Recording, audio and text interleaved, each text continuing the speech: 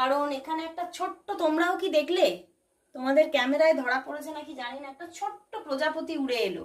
মানে যে সময়ে আসার কোনো কথাই নয় সেই রকম সময়ে একটা ছোট্ট প্রজাপতি উড়ে এলো কোথাও থেকে। তো উনি কিন্তু ভীষণভাবে চাইছেন যে এই সম্পর্কটা আবার আবার মানে সুন্দর হয়ে যাক, সবটাই সুন্দর হয়ে যাক, এবং উনি ভীষণভাবে ইউনিভার্সের ব্লেসিংস চাইছে।